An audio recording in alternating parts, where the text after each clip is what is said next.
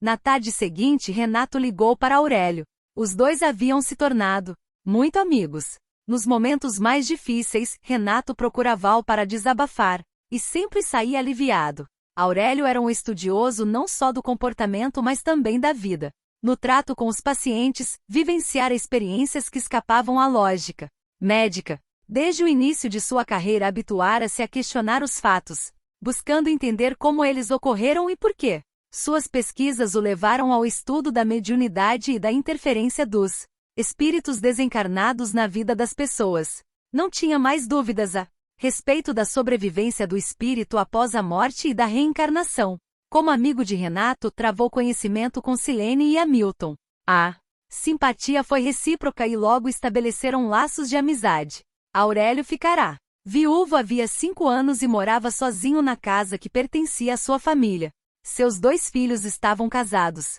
Discreto, mas muito interessado nos problemas humanos, ele gostava de reunir os amigos em sua casa para uma boa conversa. Eram poucos os que privavam de sua intimidade. Renato, Hamilton e Silene estavam fazendo parte desse grupo. Reuniam-se ora em casa de Renato, ora em casa de Aurélio para um jantar agradável e depois se entregavam ao prazer da boa conversa. Quando Aurélio atendeu, Renato confidenciou. Ontem tivemos notícias de Gabriela e Roberto. Contou o que havia acontecido e finalizou. Hoje à noite faremos uma reunião no centro para pedir orientação. Eles nos haviam dito que teríamos notícias. De fato, parece que o grupo está bem entrosado. Você nunca foi lá. Hamilton já o convidou. É verdade. Acontece que eu prefiro ficar de fora. Não desejo me sugestionar. Assim você perde a ocasião de experimentar. Nesses lugares as pessoas dizem que é preciso ter muita fé. Sabe como? Eu sou. Se estiver lá, vou querer observar tudo, ficar com os olhos abertos para não perder nada. Sou questionador, você sabe. Eles acham que é falta de fé, por isso não vou a essas sessões. Gosto das manifestações espontâneas. Até certo ponto concordo, principalmente quando há fanatismo. Porém lá, o grupo é muito bom, tem bom senso. Não aceitam as coisas sem as estudar. Ainda penso que você deveria ir. Além de nos dar apoio, tenho certeza de que suas energias vão contribuir com o trabalho. Está certo. Você me convenceu. Passarei em sua casa às 7h30. Quando Renato e Aurélio entraram na sala da reunião, o ambiente em penumbra, os médios sentados ao redor da mesa indicavam que estava na hora de iniciar. Hamilton ficou em pé enquanto Silene acomodava os recém-chegados nos 2 lugares vagos ao redor da mesa. Depois ela se sentou novamente e Hamilton fez ligeira prece pedindo ajuda para as pessoas cujos nomes estavam sobre a mesa. O ambiente era de paz. Depois de alguns minutos de silêncio, um rapaz começou a falar. Meu nome é Elvira. Tenho muito interesse neste caso. Agradeço a ajuda que estão dando e espero poder retribuir de algum modo prestando serviço. Nesta casa, vocês receberam notícias do casal. Era o sinal que esperávamos para tomar algumas iniciativas. Como vocês sabem, a vida trabalha pelo bem de todos os envolvidos. Contudo, se alguém resiste preferindo permanecer nas ilusões do mundo, deixamos que siga o rumo que escolheu na certeza de que a vida tem meios de levá-lo aonde precisa ir. Não é justo que os outros que já estão maduros fiquem à mercê de energias negativas por causa de o que? Querem perguntar? O que poderemos fazer para ajudar? Disse Hamilton. Vamos orientar. Antes vou contar-lhes uma história. No começo do século passado, em Paris havia uma jovem de rara beleza, filha de família abastada que lhe dera esmerada educação. Tocava piano, falava vários idiomas, conhecia todas as regras da corte, onde brilhava e conquistava corações. Seu pai, entretanto, não era nobre e sonhava casar a filha com alguém que pudesse dar-lhe um título de nobreza. Homem astucioso conseguirá as boas graças de uma duquesa que tomara Gabriele como sua dama de companhia. Ela, porém, não era ambiciosa como o pai. Sonhava com um casamento de amor. Um dia apaixonou-se por um jovem mercador e foi correspondida. Sabendo que o pai jamais concordaria com o casamento, planejaram fugir. Uma das damas de companhia da duquesa, cheia de inveja pelo sucesso que Gabriele fazia, descobriu tudo e delatou-os ao pai dela. Cheio de indignação, ele prendeu a filha na cela de um convento. Assunto foi muito comentado, e um conde que estava muito apaixonado por ela procurou o pai e pediu-a em casamento. Radiante, ele aceitou. Ela não queria, mas o pai obrigou-a, ameaçando a vida do seu amado. Ela casou. A amante do conde, abandonada com o casamento dele, jurou vingança. O conde, muito apaixonado, esforçou-se para conquistar Gabriele, procurando fazer-lhe todas as vontades. Ela, no entanto, ficava apática e triste. Desprezado por ela, o marido sentia um ciúme doentio. Acabou por prendê-la. No castelo, sob a vigilância de sua mãe, uma mulher interesseira que, irritada com a atitude da nora, fazia tudo para perturbá-la. Valorizando o filho, julgava que ninguém chegava à altura de merecê-lo. Gabriele, além de plebeia, ainda se dava ao luxo de recusá-lo. O jovem mercador, sabendo que sua amada estava sofrendo maus tratos, decidiu salvá-la. Planejou com 2 amigos ludibriar a vigilância e libertá-la. Armou um ardiloso plano e depois de certo tempo conseguiu o que pretendia. Raptou Gabriele e com a cumplicidade dos amigos conseguiu levá-la para a Itália, onde passaram a viver juntos. O conde Alberto ficou desesperado e jurou vingança.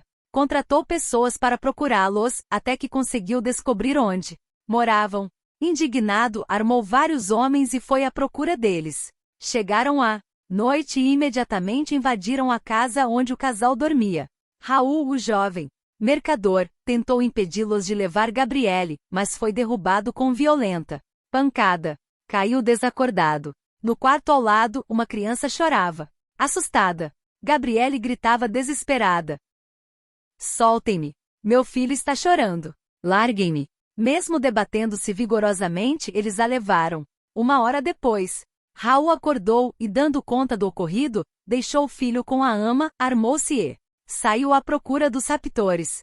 Conseguiu alcançá-los em uma estalagem onde se haviam recolhido.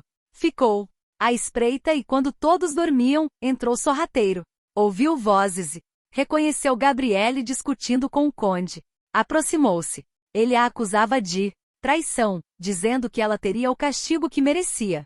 Gabriele implorava que a deixasse em paz, dizendo-lhe que tinha um filho pequeno que precisava dela.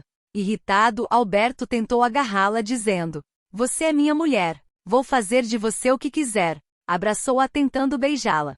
Raul abriu a janela do quarto e pulou para dentro gritando: "Solte-a! Deixe-a em paz." Alberto voltou-se para ele e imediatamente pegou a espada, mas nessa hora Raul, que tinha um revólver na mão, atirou. Alberto caiu e logo sangue molhou o assoalho. Gabriele chorava em pânico. Raul ajudou-a a pular a janela e, enquanto as pessoas que ouviram o tiro arrombavam a porta do quarto, ele apanhou o cavalo, colocou Gabriele na garupa, montou e partiu a galope. Chegando em casa, arrumou os pertences e partiu com o filho e a jovem ama, que era órfã, e dispôs-se a acompanhá-los. Elvira fez uma pausa, enquanto os presentes emocionados não se atreviam a dizer nada. Foi Hamilton quem quebrou o silêncio. "Você está falando de Gabriela. Os outros personagens fazem parte do processo que enfrentamos hoje." "Isso mesmo", concordou ela. O espírito do conde viu-se no astral, revoltado, planejando vingança. Raul, além de roubar-lhe a mulher amada, tirara-lhe a vida. Augusta, sua ex-amante, ajudava-o nessa empreitada. "Eu sofri muito. Laços de amor me prendem a Alberto. Tivemos ligações em vidas passadas, nas quais começamos por uma louca paixão e acabamos por sublimá-la quando o recebi como filho. Tentei de todas as formas que ele me ouvisse e concordasse em perdoar. Tenho amigos que me ajudam e todos nos empenhamos para que ele compreendesse que é inútil lutar contra a força das coisas, que essa atitude só traz sofrimento. Mas ele não me ouviu.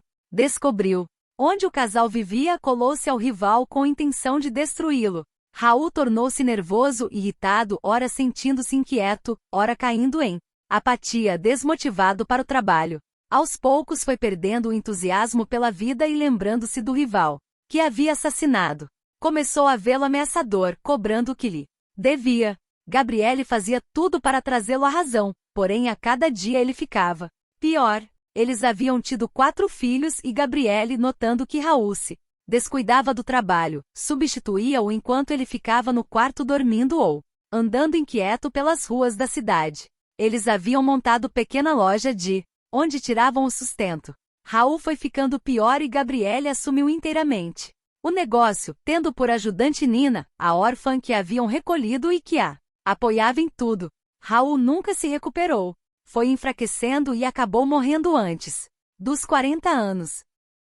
Quando acordou no astral, Alberto esperava-o cheio de ódio, satisfeito com o que conseguirá. Vendo, Raul atacou enraivecido e os dois rolaram, agredindo-se mutuamente. Não pudemos separá-los naquele momento.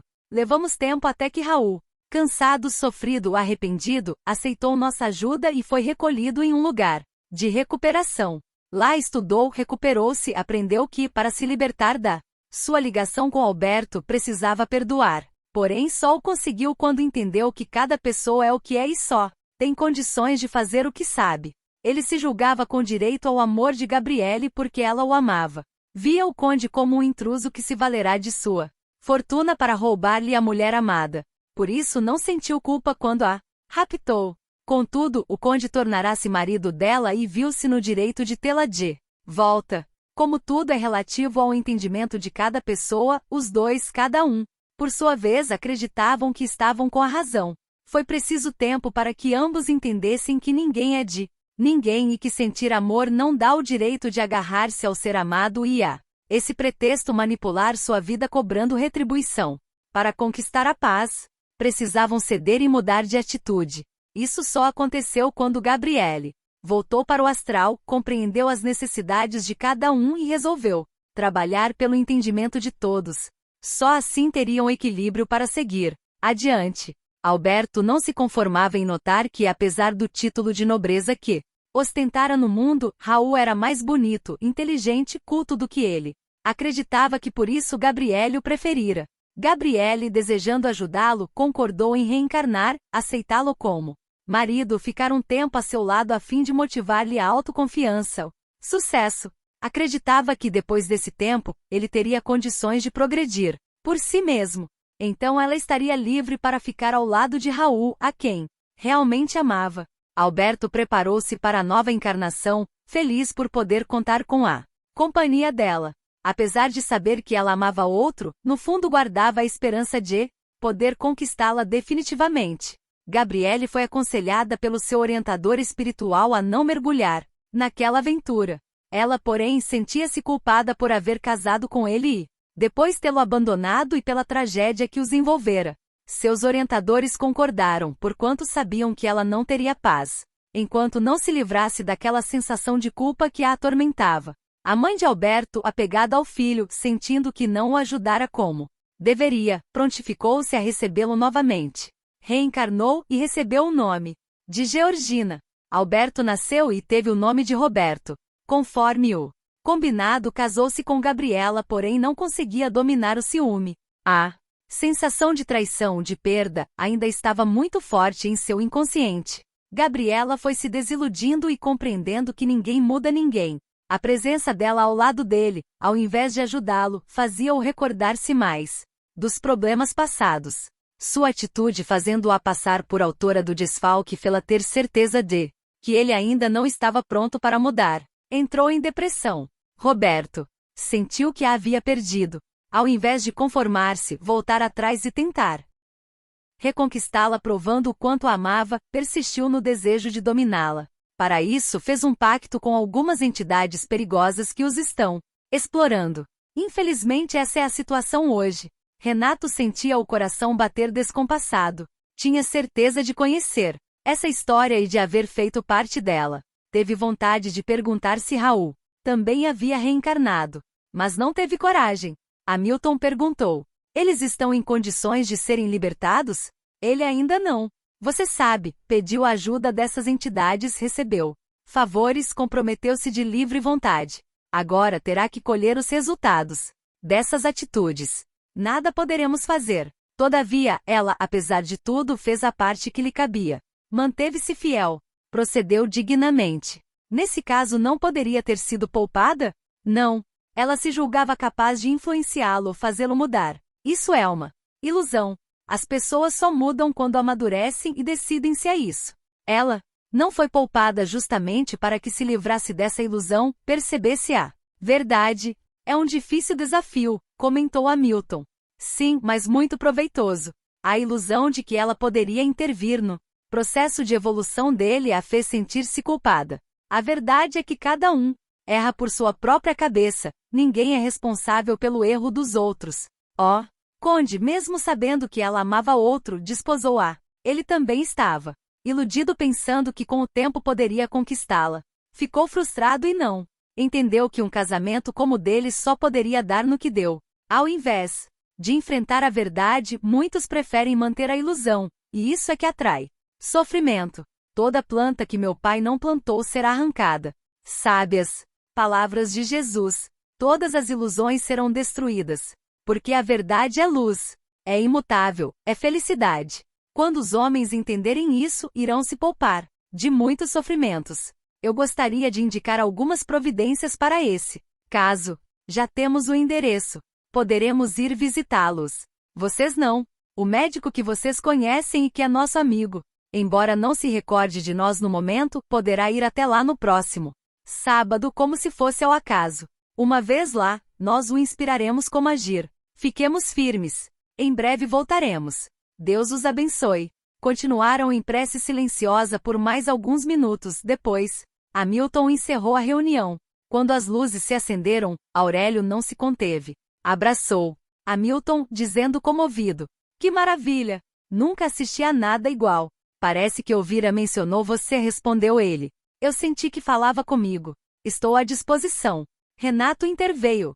"Estou emocionado. Tive vontade de perguntar muitas coisas." "Eu sei", disse Hamilton. "Você também viveu essa história." Renato baixou a cabeça tentando esconder o brilho de algumas lágrimas. "Uma coisa me intriga", disse Aurélio. "O quê?" perguntou Hamilton. "A reencarnação deles foi programada pelos mentores espirituais. Mas Roberto não soube aproveitar como poderia. O que vai acontecer agora? Os programas são feitos antes da reencarnação direcionados às necessidades de aprendizagem de cada um. Porém o aproveitamento varia de acordo com as atitudes que escolherem durante a estada aqui. O livre-arbítrio é respeitado", esclareceu Hamilton. "Nesse caso, considerou Aurélio, ela vai ser ajudada, mas ele não. Você não entendeu. Todos sempre são ajudados. Neste momento a ajuda para ele será a de perceber os próprios enganos, e isso só será possível experimentando os resultados desagradáveis de suas atitudes. A desilusão ajuda a eliminar os falsos valores e a reconhecer os verdadeiros. A vida tem seus próprios meios de ensinar", tornou Aurélio. "Quando você vai ao Rio?", indagou Renato. "Neste fim de semana, conforme eles pediram. O assunto é urgente e é melhor não perder tempo." "Gostaria de ir junto", disse Renato. "É melhor não", interveio Hamilton. "O Dr. Aurélio irá sozinho. Manteremos contato todo o tempo." "Pensei em ir junto, mas manter-me incógnito. Não pretendo aparecer para eles." "Mesmo assim, Renato, você se esquece de que essas entidades perceberão sua presença e isso poderá despertar suas suspeitas, inutilizando nosso esforço. Nesses casos precisamos seguir à risca a orientação dada. Controle sua ansiedade. Tudo acontecerá na hora certa." Silene juntou-se a eles e combinaram os detalhes. Aurélio viajaria no sábado pela manhã e à tarde iria até a casa de Gabriela fingindo não saber que estavam ali. O resto ficaria por conta dos espíritos. Naquela noite Renato não conseguiu dormir logo. A história de Gabriela não lhe saía do pensamento. Hamilton dissera que ele também estava lá. Pelo amor que sentia por Gabriela, ele só poderia ter sido Raul, o homem que ela havia amado. A esse pensamento, ele estremecia de emoção. Nesse caso, ela também o amara. Por que nunca notara nada? Ela o teria substituído por Roberto? Não, ele estava delirando. Não podia ter sido Raul. Se o fosse ela, certamente teria demonstrado algum interesse. Se houvesse notado que ela o queria, não teria conseguido dominar a atração que sempre sentirá. Precisava perguntar para Hamilton se de fato ele havia sido Raul. Dominado por contraditórios sentimentos, finalmente adormeceu. Sonhou que estava parado em frente a uma pequena casa cujo jardim, cheio de flores, o emocionou. Ele conhecia aquele lugar. Abriu o pequeno portão, subiu os degraus que o levavam à varanda e abriu a porta principal. Entrou. A sala era simples mas acolhedora. Renato sentia-se emocionado. Naquele momento uma jovem veio correndo ao seu encontro e abraçou-o, beijando-lhe os lábios com amor. Era Gabriela. Um pouco diferente da que ele conhecia, mas ele sabia que era ela. Apertou-a de encontro ao peito, beijando-lhe os cabelos com carinho. Estava esperando ansiosa para contar a novidade. Vamos ter um filho. Nesse momento, ele ouviu uma criança chorando enquanto alguns homens entravam na sala e o agrediam. Ele olhou em volta e viu seu corpo no chão, enquanto Gabriela era levada aos gritos por aqueles homens. Tudo foi rápido. Ele tentou ver para onde eles haviam ido, porém não conseguiu. Viu-se perambulando solitário e aflito por um lugar triste e sombrio, enquanto uma voz gritava: assassino! Assassino! Eu me vingarei. Renato acordou suando frio. Levantou-se, foi até a cozinha tomar água. Agora não tinha mais dúvida. Ele fora Raul. Gabriela o havia amado. E agora? Depois de tudo, como estaria seu coração? Um dia se recordaria do amor que sentirá por ele? Passou a mão pelos cabelos, nervoso. Mesmo que ela viesse a saber do passado e esse amor ainda estivesse dentro do seu coração, nunca poderiam ser felizes. A vida os havia separado. Ela estava casada, tinha filhos. Também havia Gioconda. Ela nunca lhes daria paz. Era inútil sonhar. Precisava conformar-se em continuar esperando. Talvez, quando tudo estivesse nos devidos lugares, a vida lhes desse oportunidade de ficarem juntos usufruindo desse amor.